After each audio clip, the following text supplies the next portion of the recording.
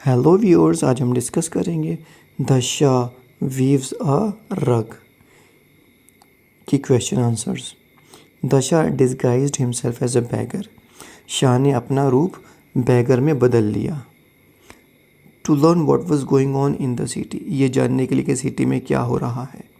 What does this say about him, ये चीज़ उसके बारे में क्या बताती है। This tells us that the Shah was truly concern about the wellbeing of his subjects. ये चीज़ हमें बताती है कि जो शाह था वो वाकई में ही अपनी प्रजा के बारे में चिंतित था। He roamed around in disguise to see for himself what was actually happening in the country. इस तरह से भेष बदल कर वो देखना चाहता था कि उसके देश में एक्चुअली क्या हो रहा है। Where had the missing people disappeared, यानी कि जो लोग गुम गए थे वो कहाँ चले गए थे।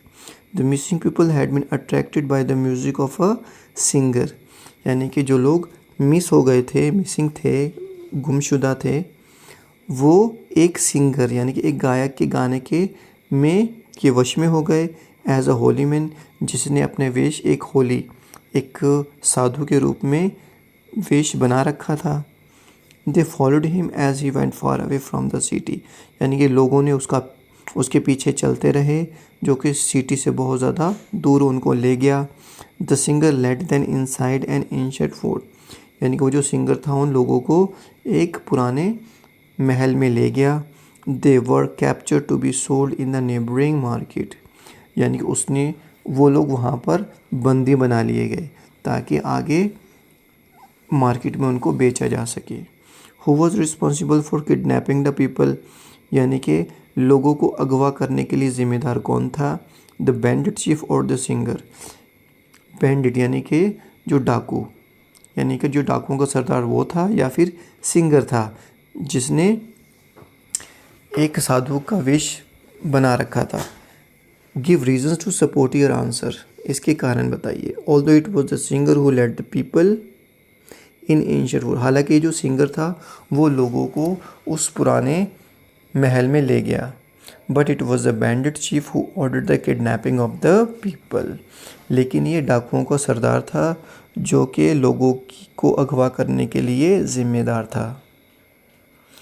वाई डिड द क्वीन पे the bandit chief 10,000 gold coins instead of 5,000, यानी कि जो क्वीन थी उसने डाकुओं के मुखिया को 5,000 की जगह 10,000 सोने के सिक्के क्यों दिए।